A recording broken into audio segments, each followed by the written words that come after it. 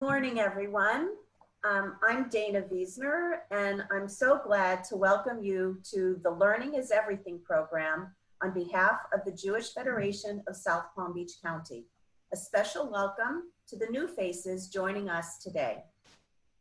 Our Federation Live programs are among the many ways we are reaching out to bring our Jewish community together, as we also work to meet the rising critical needs of our people here in Israel and beyond. And welcome to Giving Tuesday. We are offering today's programs in observance of this important international time to heal, help, and bring hope to those less fortunate. Through our annual campaign, our Federation's funding for more than 70 partner agencies here in Israel and around the world enables us to respond immediately in times like these. With our vital support, our agencies on the front lines of the COVID-19 crisis are able to continue, adapt, and increase their care for the most vulnerable in the face of unprecedented challenges. After our program, we'll email you some information about how to learn more about us, along with more great virtual opportunities to connect. So before we get started, you can adjust the way your screen appears. If you'd like to view the person who is speaking, please select Speaker View at the top of the Zoom screen. And now it is my privilege to introduce our speaker, Dr. Rabbi Leon Weissberg. Dr. Rabbi Leon Weissberg is a master teacher providing workshops, seminars, and courses on a myriad of Judaic and pedagogical topics. Leon is a graduate of the City College of New York, holds 4 advanced degrees, including a doctorate in educational leadership and a master's in Jewish studies, teaches on the university level, and has a significant background and experiences in a myriad of topics and subject areas. And I've known Leon for almost 25 years, have had the privilege to learn with him, to travel with him, and so it's an extra honor for me to welcome you this morning, Leon. Leon, it's all yours. Thank you, Dana. Thank you very much. And I've had the privilege of teaching Dana's children when they were in the day school in Boca, Donna Klein. So really, we go back quite a ways. But it's really great to see you all here, and so many familiar names and so many familiar faces. So I really feel like I'm back home. So really, that is a very comfortable feeling doing any kind of seminars or lectures for the Federation of South Palm Beach County. It really is very special. All right, so let me begin. Let me get my screen up here and open this up.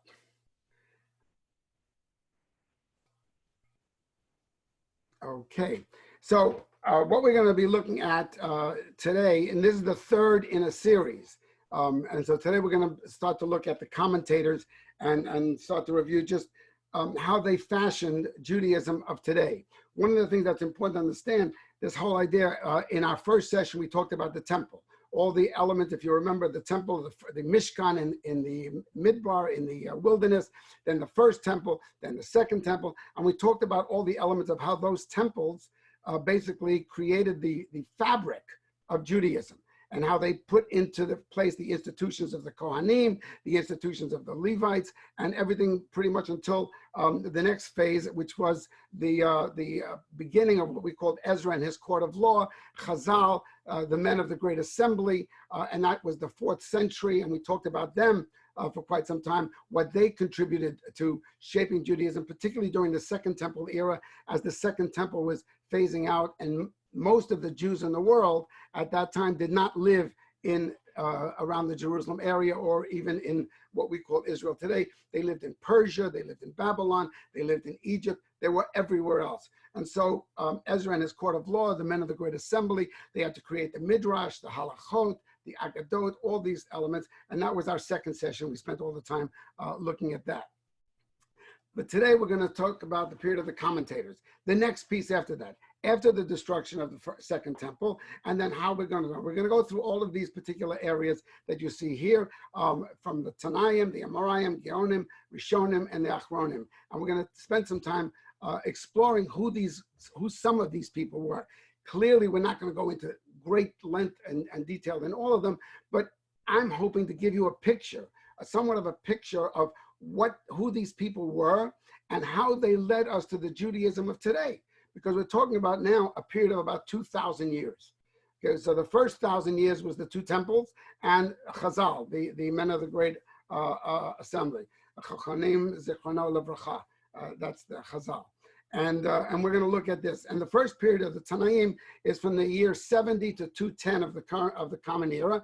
And 70, of course, is a very special demarcation, because 70 was the destruction of the Second Temple. And with the destruction of the Second Temple, basically the anchor of all the institutions are gone. And now we really become reliant on the leadership, which was the rabbis. The Tannaim, which also means teachers, they operated under the occupation of the Roman Empire. And during the period of the Tannaim, it was very stressful, because the Romans did make a lot of laws and a lot of rules about forbidding to teach Torah and the forbidding of learning, and you couldn't have yeshivas. And there was all kinds of elements. During this time, the Kohanim became increasingly corrupt, and we see that also in some of the Christological discussions.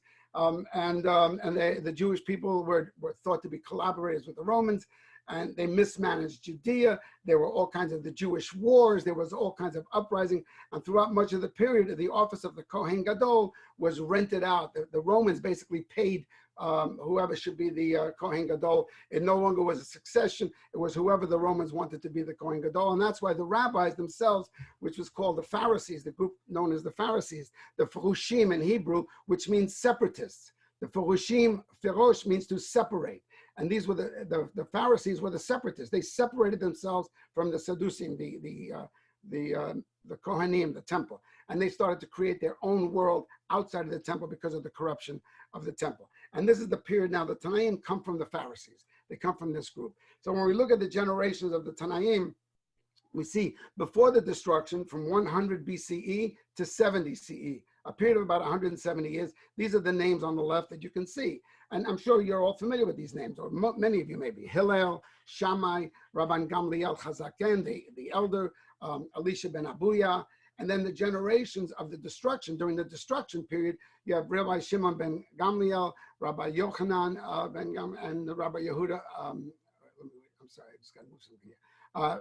Rabbi Yochanan ben Zakkai, and Rabbi Yehuda ben Baba. Those are some of a few of the great names that have become familiar for a lot of people. We look at the next set, and I'm going to come back to some of these names. The ones in red are all famous. I'm going to come back to all the ones in red, okay?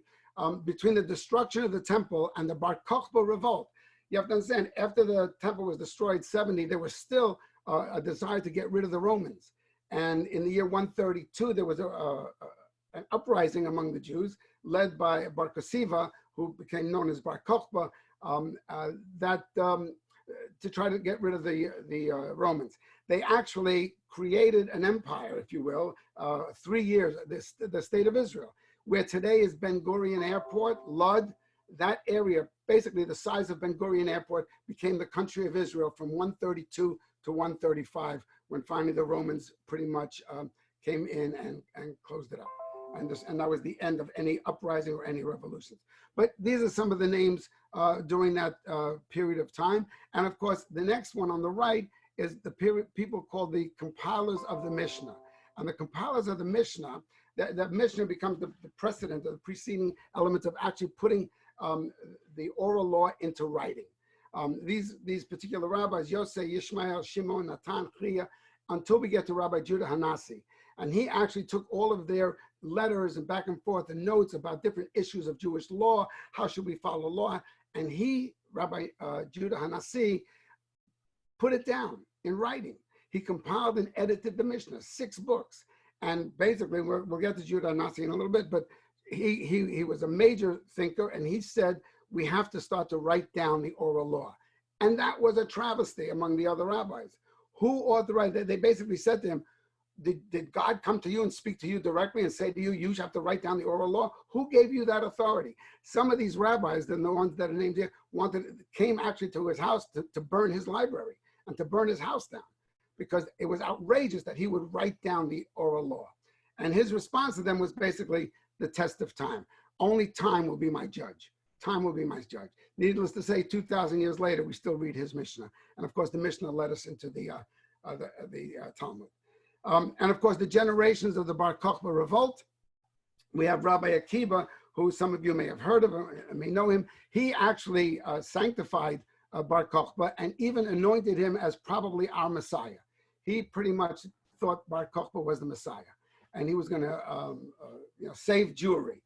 Needless to say, that didn't happen. And of course, Rabbi Akiva was captured by the Romans for teaching Torah, and he was flailed in the arena. And of course, his last words were the Shema, and that's why that became for us the last words are always the Shema, because those were Rabbi Akiva's last words. And then the generations after the revolt, some of these names again, Rabbi Meyer, Rabbi Shimon Bar Yochai. These are names that you can see that these were all great thinkers. All of them had major input in writing. So now we're going to get, and this is all the generations of this group called the Tannaim, the teachers. Tannaim was the Aramaic word for teachers, and that's what they were. These were all people who were teaching Torah, teaching the laws, teaching the oral law, and teaching everything that we had to come to know. So so here we are again, back to this chart, and I'll keep coming back to this chart to refer to it. So this is the period, the Tannaim was the first period, and then from the Tannaim we moved into the Amoraim, the next group. And the next group is from 200 to 500, 300-year period. And they're the ones who really will codify everything. They're the ones who are going to decide subsequently that, okay, instead of following Hillel or Shammai's way of lighting Hanukkah candles, we need to light them Hillel's way, 1 to 8 as opposed to 8 to 1, and other kinds of laws similar. Wherever there were controversies, these are the people who kind of took the controversies and said, okay, we need to make a decision, and this is the way we're going to do it. So the Amoraim, from the Hebrew word Omer, okay, they were the ones who say, Omrim, okay, Amoraim, those who say, that's the name of this group. And they were the Jewish scholars of this particular period who said, or the pictures here, whoops, sorry. The teachings of the oral law. And some of these people were a man named Abaya, who was a disciple of Rach Nachman, the dean of the yeshiva in Pumbedita. You need to know that at this point in time, all the yeshivas, all the schools are either in Babylon or in Persia. That's where all the schools of learning, all the great yeshivas, all the great scholars will be coming out of Babylon or out of Persia. And so these were some of the great thinkers of that time. I come to Hillel II, the third one on the list, who is a really significant person, circa the year 360 of the Common Era. And what he did is the calendar, our Hebrew calendar, for about 1,300 years, ever since the Torah tells us that the month of Nisan shall be for you the beginning, the first month, and you shall calibrate your calendar and know that Tishrei, Rosh Hashanah, shall be in the 7th month, and we have to make sure that Passover is always in the spring. And this holiday for you shall always be in the spring.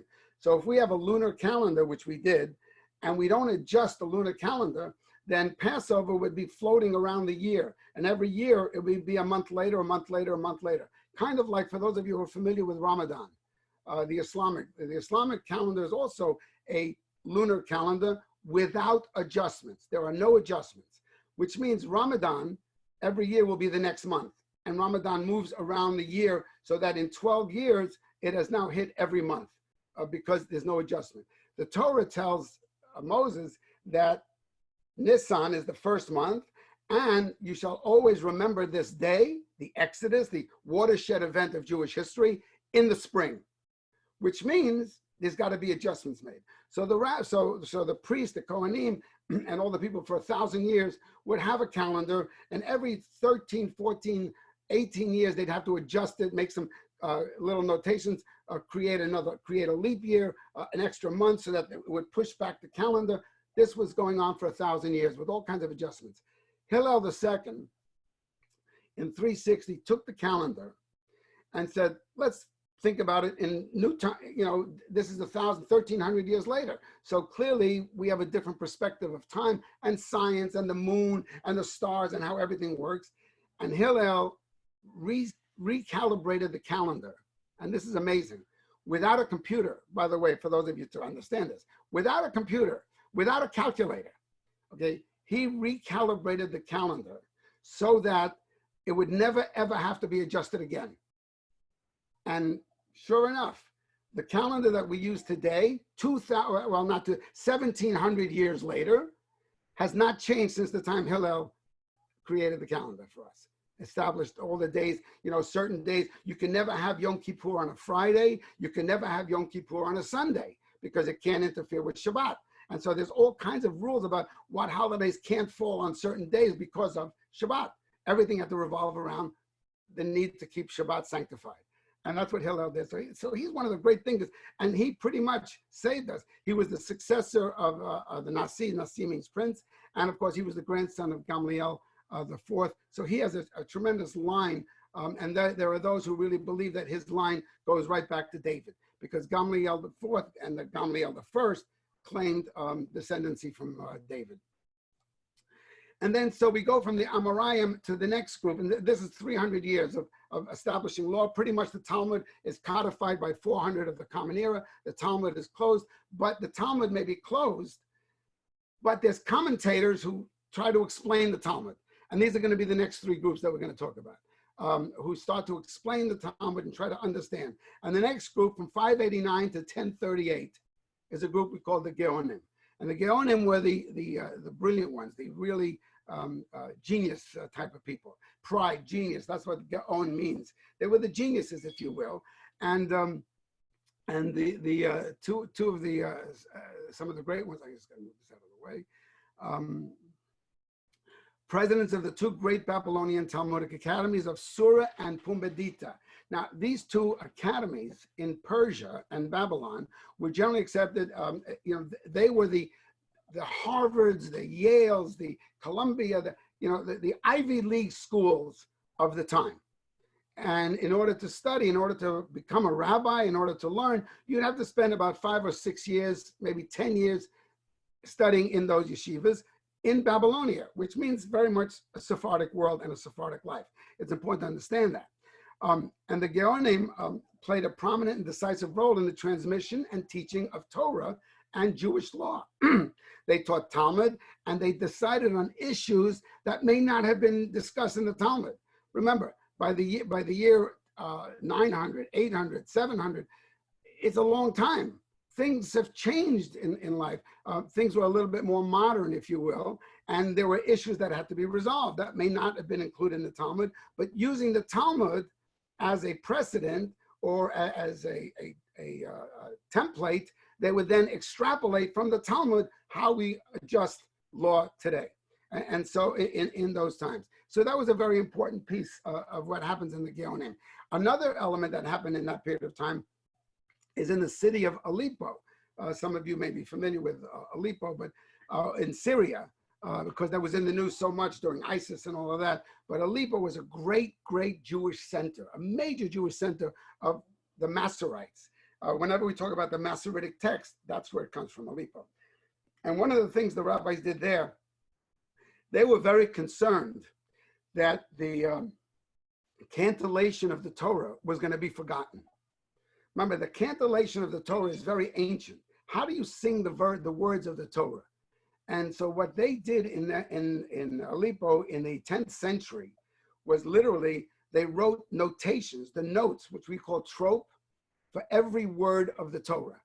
And so they put that there in order for us to be able to sing the same cantillation that was being sung almost 2,000 years earlier. And so they decided we need to do that. And they also organized the Siddur. Many of the Siddurim came from the Masoretes, who organized the whole process of the Siddur.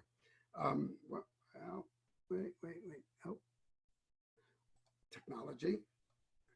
A lot of other things that came during this Gaonic era was what we call responsa literature, because the Talmud is closed, but the commentaries were really responsive. The majority of the questions that were asked, whenever a rabbi anywhere in the world had a question that they couldn't understand themselves, they would write a letter and send it to Babylon or to Persia, to one of the yeshivas.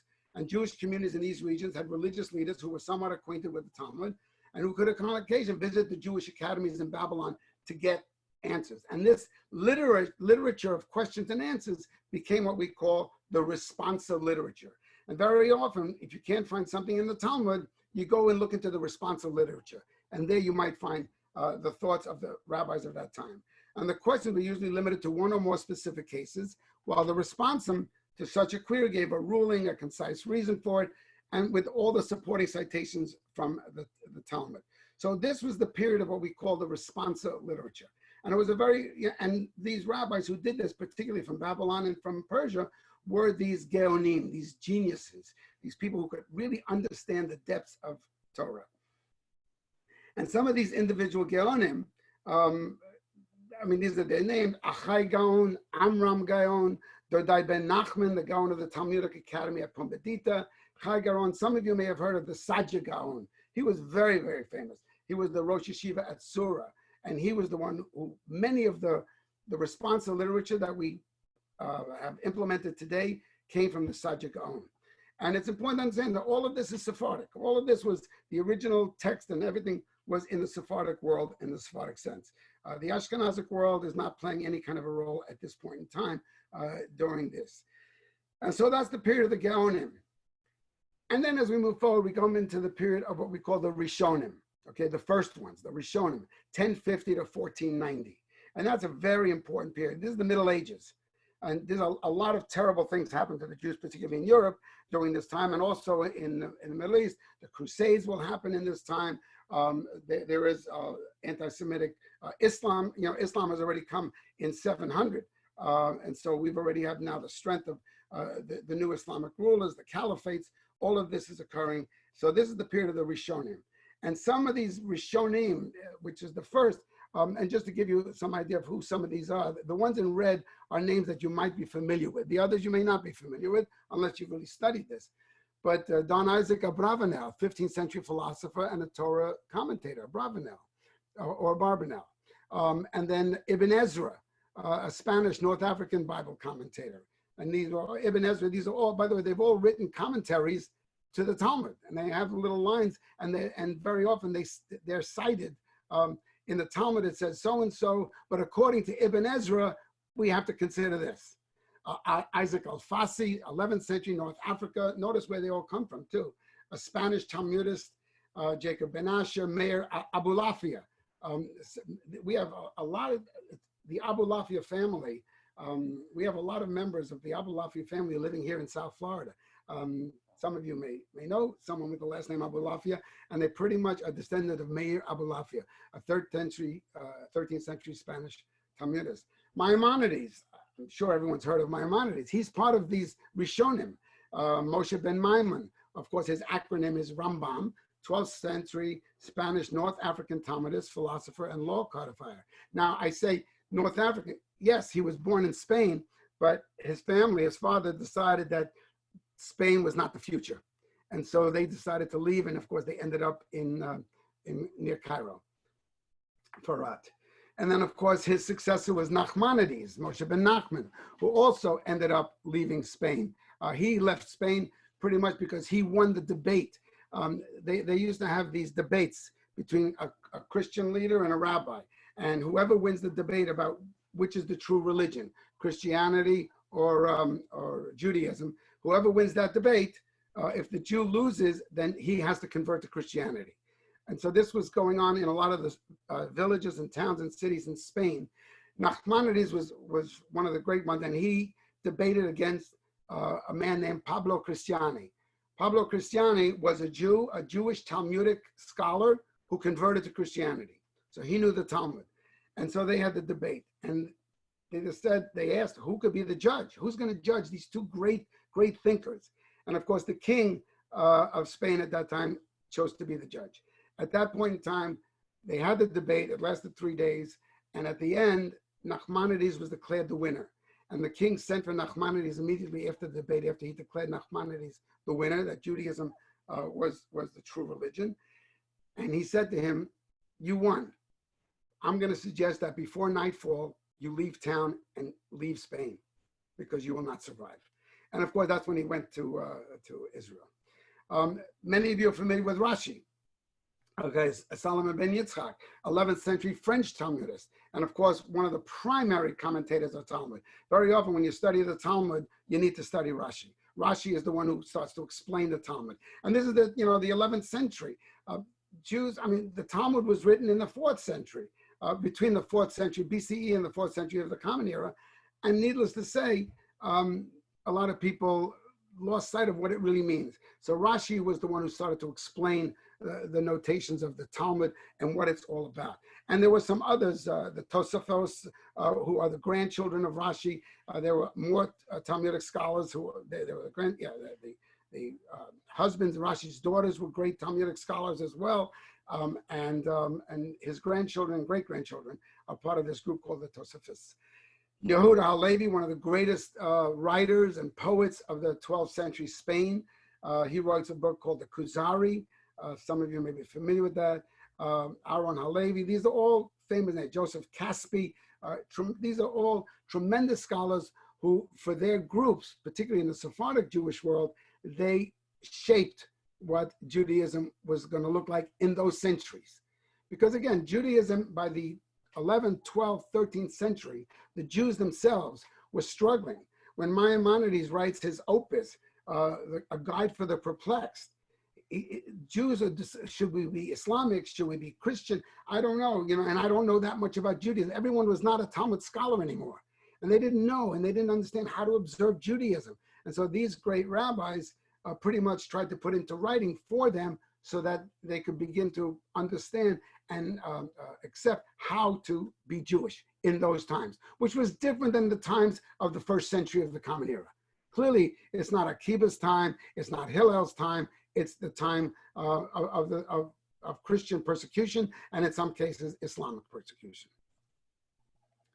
This individual, I mean, he's a hero of mine, really a great hero of mine, Rabbi Gershom ben Yehuda. And Rabbi, the years of his life is 960 to 1040. He lived 80 years. He was known as Rabbeinu Gershom. Whenever there are these flowery titles, Rabbeinu, Rabban, it always is endearing the person more than just rabbi. Rabbeinu means our teacher, okay? Our teacher Gershom. And Rabbeinu Moshe Rabbeinu, we call Moses Moshe Rabbeinu. Moses, our teacher. It's funny, we never call Moses Moshe Hanavi. We never call Moshe a prophet. He is a prophet, but we never use that title for him. But for Moses, we always say Moshe Rabbeinu, Moses, our teacher. And so Rabbeinu Gershom, also commonly known to scholars of Judaism by the title of Rabbeinu Gershom Me'or HaGolah, the light of the diaspora, a light into the diaspora, was a very famous Talmudist and halachist. He lived in Mainz, Germany, which became a center of Torah and Jewish scholarship for Jews in Europe. Now remember, I said before, Ashkenazic Jewry doesn't really have a place.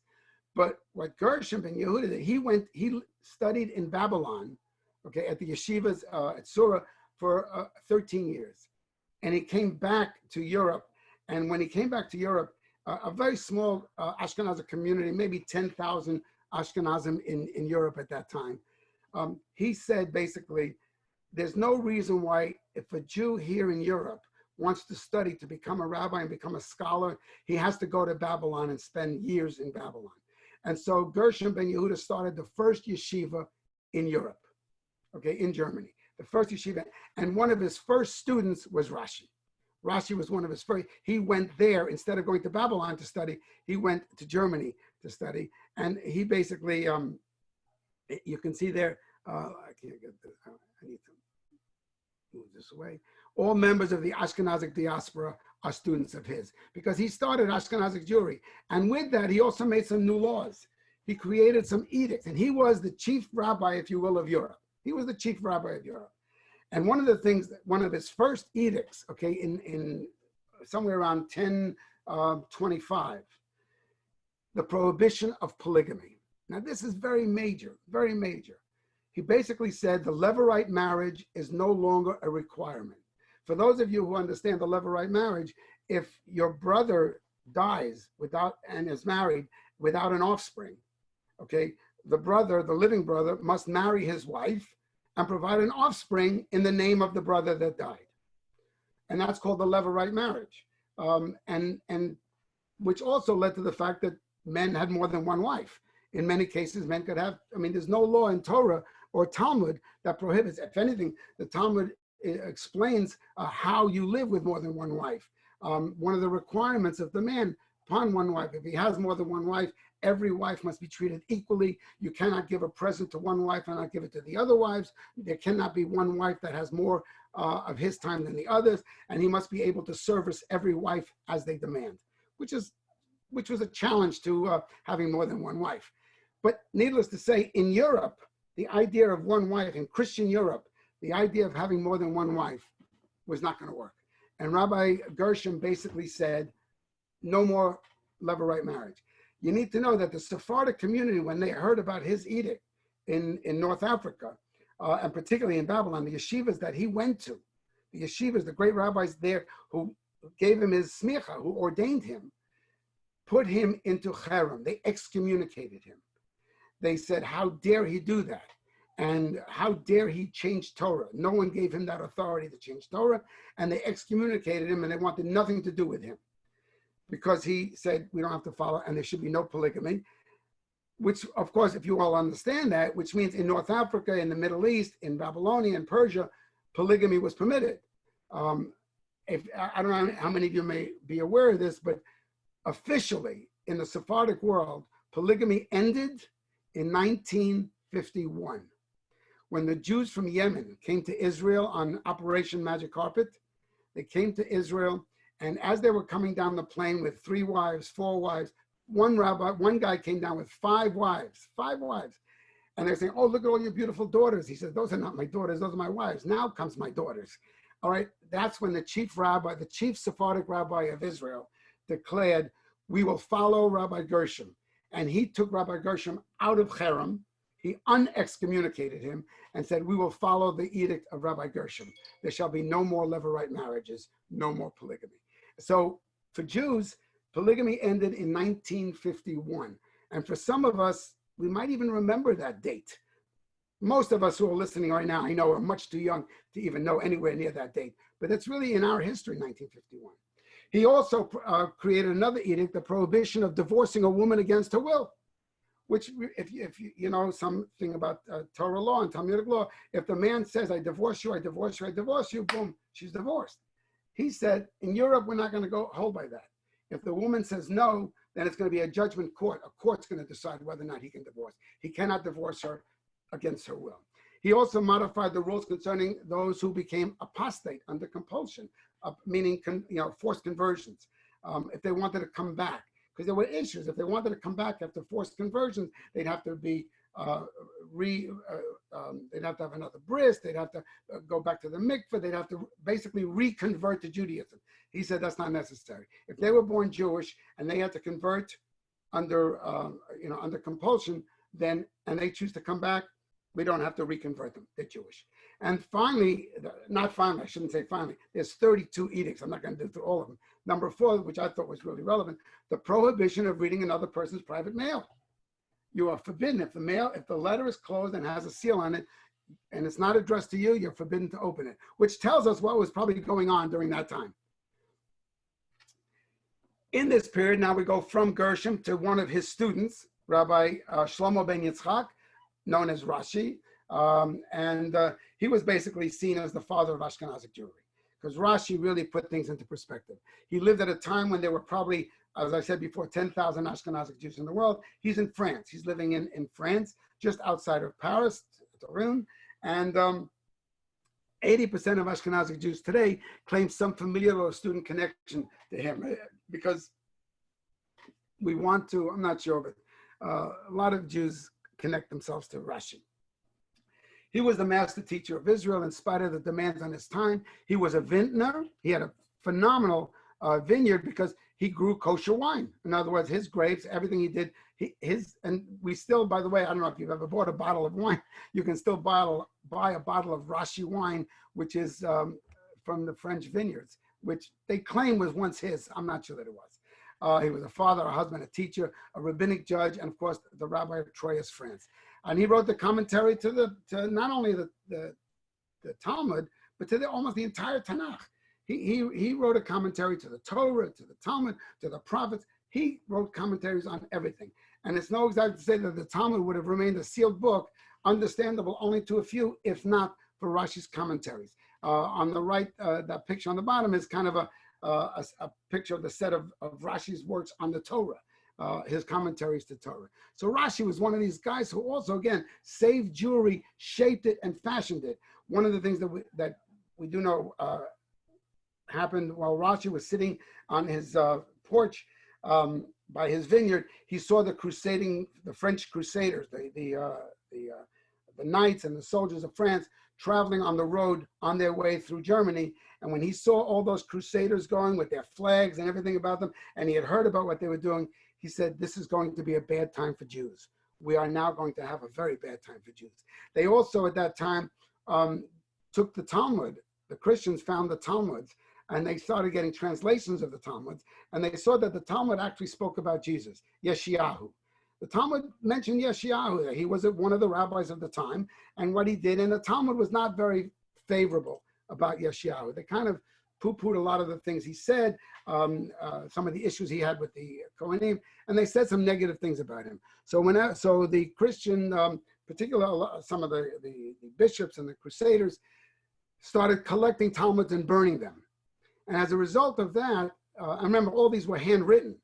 As a result of that, the word went out to all the schools, because that's where the Talmuds were written. In all the yeshivas, students, kind of like their master's thesis, would have to write a Talmud or pages of the Talmud by hand. They said, take out all the tractates that mention Yeshayahu.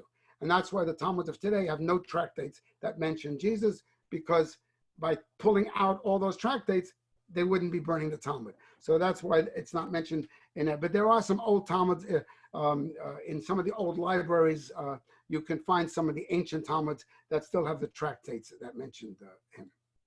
Rashi's commentary to the Bible, of course, is the standard used in the Jewish world even today, almost a millennium after it was written. It combines an understanding of Hebrew grammar, Jewish traditions. These are the Crusaders attacking the Jews, Talmudic legends, philosophy. Rashi's serene personality shines through his work, an amazing person. And more than that, we also have to learn, if you want to read Rashi, you have to learn somewhat of a new alphabet. The alphabet that I have there on the slide is the Rashi alphabet. If you look at the first letter is an aleph. For those of you who know what an aleph looks like, it says, that doesn't look like an aleph, okay?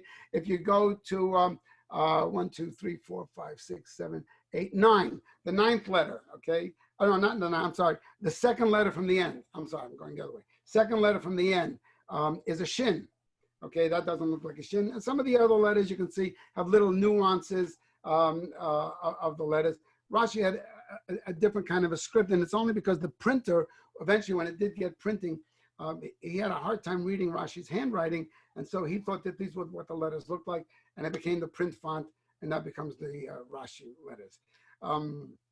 And so here we have, some ideas of who this man was, and again, the greatness of his thinking. The next person in terms of time, 1135 to 1204, is Rambam, Maimonides, Moshe ben Maimon, okay, known as Rambam. His Hebrew name was Moshe ben Maimon. His father's name was Maimon. Maimonides was the Spanish, when you added the IDES at the end of a name, means son of. So Maimonides means the son of Maimon, which was his Hebrew name, Moshe ben Maimon. And of course, his acronym is Rambam. And of course, he was different than Rashi. He lived a very turbulent life, unlike Rashi. Rashi was very wealthy, and Rashi, had the ability to write what he did because he had time. He escaped from the wrath of the fanatical Almohads in Spain. He waged a theological and practical battle against the Karaites, and he suffered much personal tragedy in his lifetime. He was a physician and a philosopher, and he was a person of prodigious talents. He knew sciences, pharmacology, language, psychology, but of all else, he was the foremost Torah scholar of his time, and for the next 1,000 years. Over his tombstone in Tiberias, it says, from Moshe till Moshe, there arose none like Moshe. He was compared to Moses. He was literally compared to Moses. From Moses to Moses, there was none like Moses. He wrote 3 major works on Judaism. The first one was the explanation of the Mishnah Torah.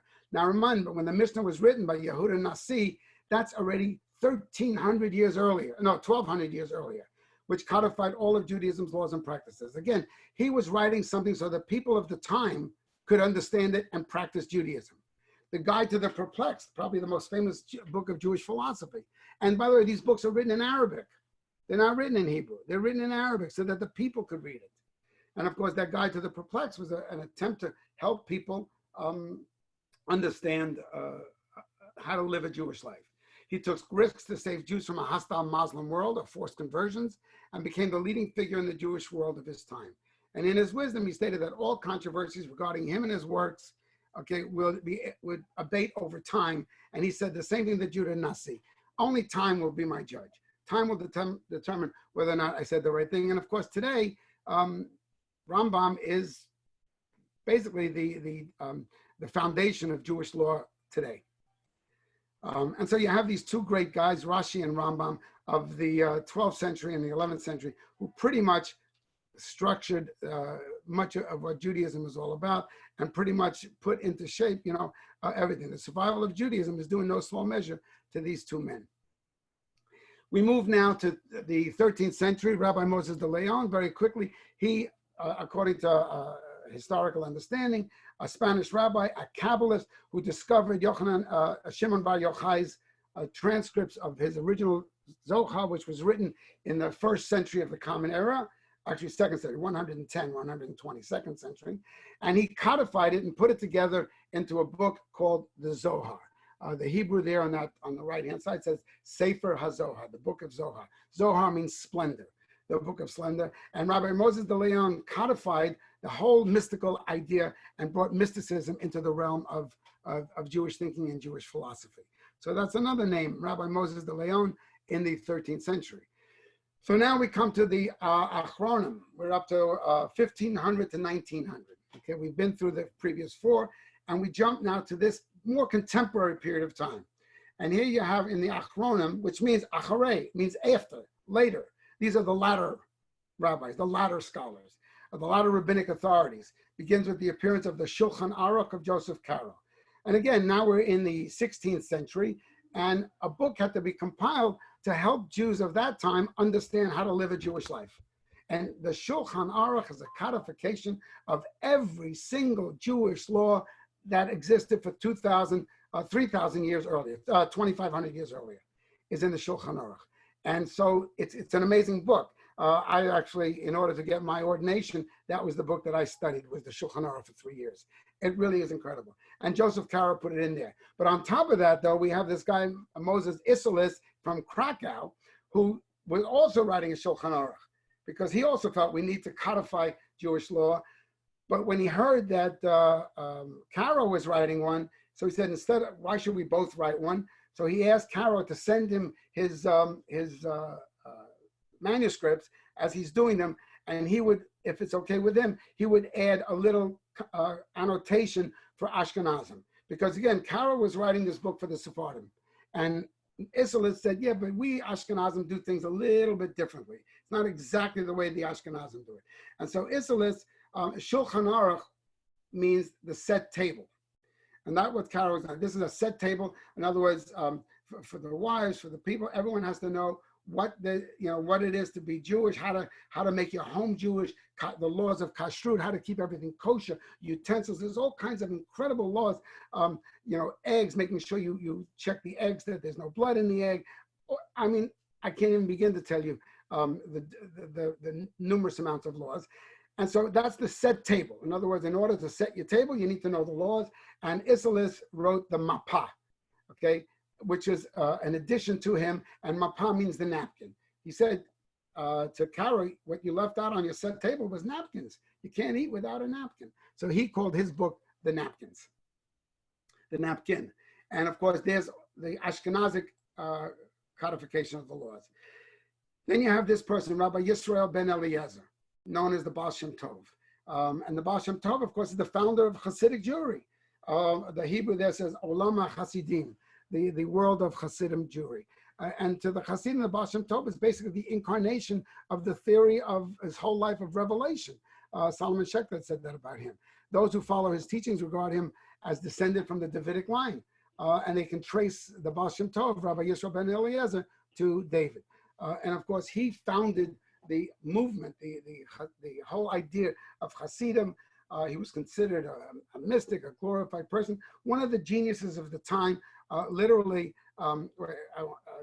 I don't have all the pieces, but I think at the age of 7, he already understood the Talmud. At the age of 12, he was already writing commentaries on the Talmud. I mean, the man was a genius. By the age of 20, he had already written a couple of books. So this was the kind of a person the Baal Shem Tov was. As we move into the same time period, if you will, another area in Germany is happening. And of course, the Baal Shem Tov is Ukraine. Moses Mendelssohn.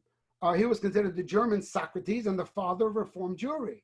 He was a German Jewish philosopher to whose ideas the Haskalah, the Jewish Enlightenment of the 18th and 19th century, is indebted.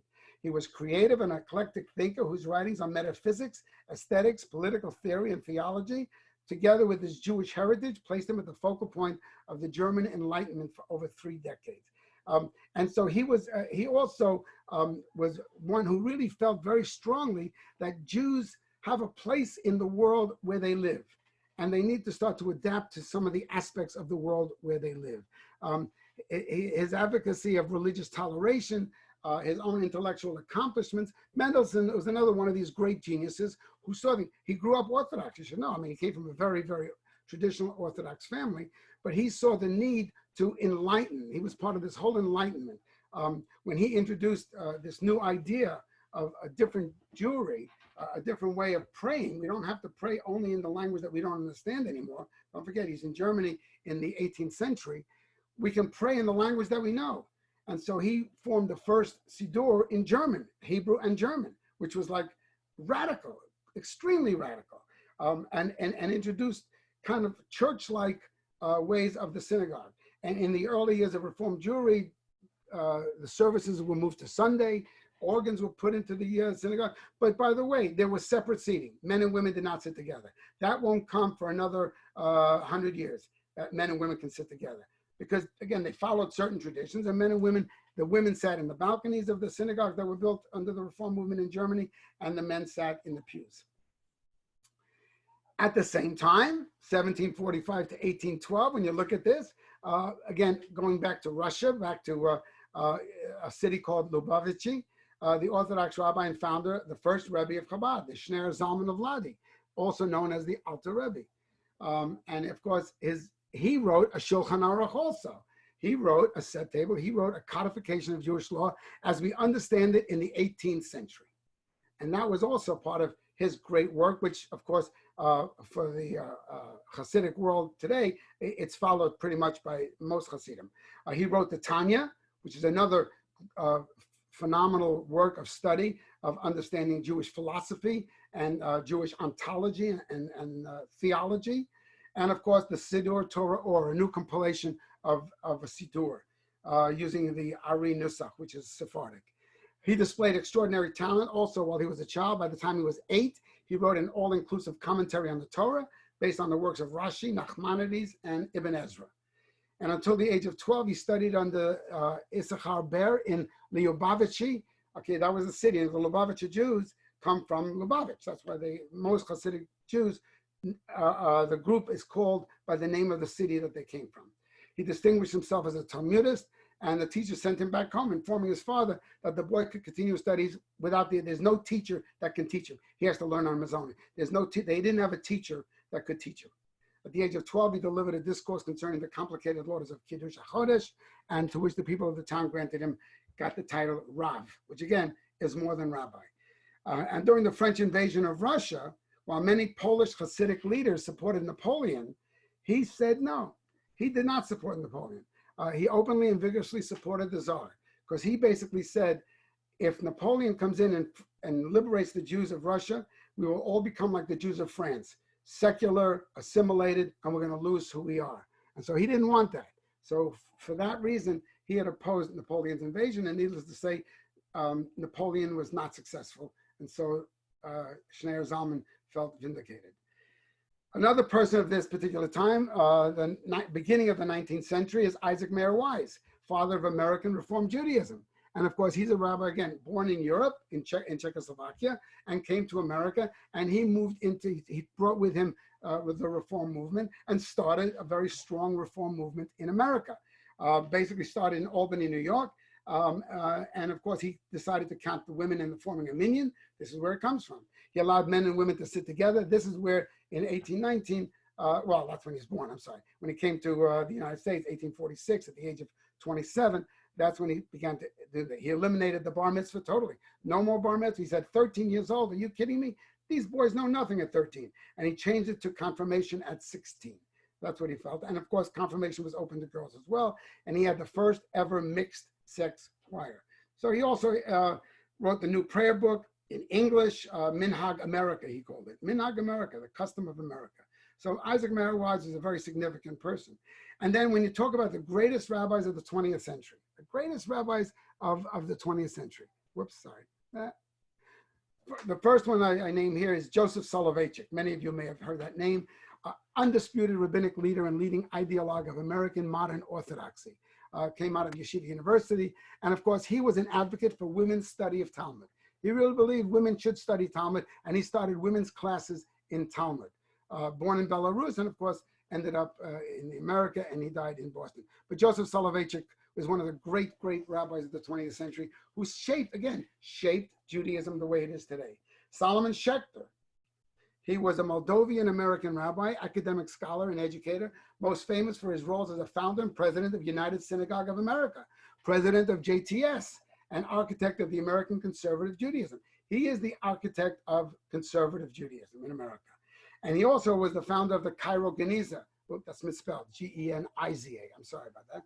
And that's a topic for another time. I think we're going to do that topic for those of you who take Melton.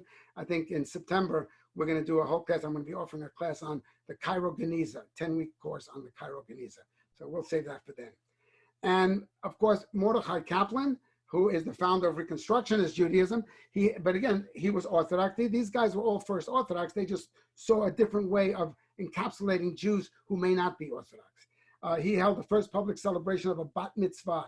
He bat mitzvahed his daughter in 1935, which was amazing. Of course, he was fired from the synagogue for doing that. It was an Orthodox synagogue. In 1968, his closest disciple and son-in-law, Ira Eisenstein, and he founded a separate school, the Reconstructionist Rabbinical College in Philadelphia. And of course, he's the founder of the Reconstructionist movement. He died at the age of 102. He died in Israel, actually in New York City, but I think he really ended up in Israel. Louis Finkelstein graduated from City College of New York. Some of you may know that school, received his PhD from Columbia and ordained at JTS. He joined the JTS faculty in 1920. And again, one of the guys who shaped and established the theology of conservative Judaism.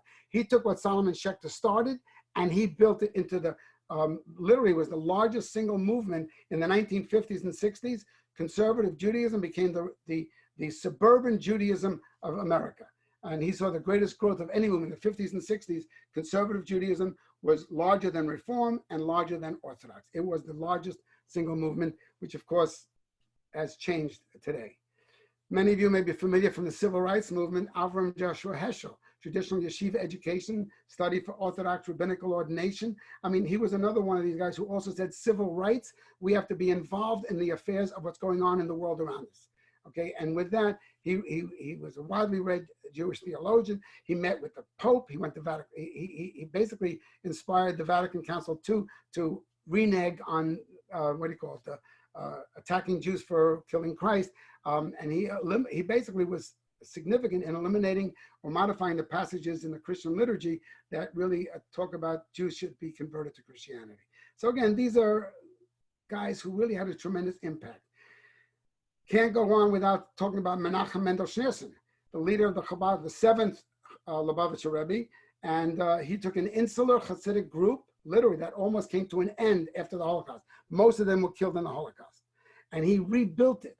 He rebuilt it, one of the most influential movements in the religious world today, the greatest significant outreach program in the world today. He has 3,000 centers in the world. For many of us who travel around the world or travel anywhere in the United States, and if you want a synagogue on Shabbos, or you want a synagogue to say Kaddish, when it's your side of a family, you just call up and find out where's the Chabad synagogue in the city that I'm in, and there will be one. I remember about 3 years ago, there was a big thing in the Chabad newsletter. We did it. We have a Chabad in North Dakota. Finally, every state in the United States now has a Chabad center. They finally got one in North Dakota, which was like, wow. He was considered an Iliui. Iliui is a Talmudic genius, a Torah genius. He spoke 7 languages fluently. He wrote and spoke in all of those languages. He was, he was just one of those genius guys who had tremendous insight into people. It was felt when he passed away in 1994, there were 1,500 Chabad centers. Pretty much all the Jewish movements felt that, well, now we're seeing the end because there's no successor. He has no successor. And we'll see the end of Chabad.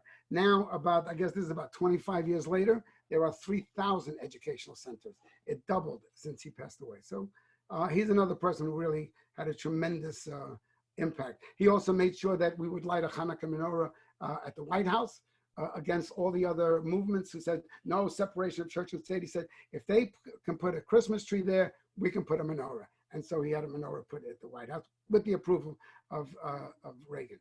Adin Steinsaltz is another one. I just want to make sure we mention him. He's, of course, a major Talmudic scholar, Chabad Hasidic rabbi, but he wrote in modern Hebrew, he wrote the Steinsaltz edition of the Talmud. This is the first translation of the Talmud into English in a really reliable manner, and the whole, all the tractates, all the volumes, 36 volumes of the Talmud, he put into English. And of course, he is still a person that people go to deal with Judaic law in today's world. So this is Adin Steinsaltz. And really, we can't go any further without mentioning Rabba Sara Hurwitz. Some of you may be familiar with her. She was born in Johannesburg, but she moved to Boca Raton, Florida, when she was in the 8th grade. And I actually had the privilege of knowing her as a young lady. She graduated from Barnard College. She was a student at Medreshet Lindenbaum, and she was the first Orthodox female rabbi. She was ordained by Rabbi Avi Weiss in a private 5-year study program. She has a certificate, and she has a rabbinic degree.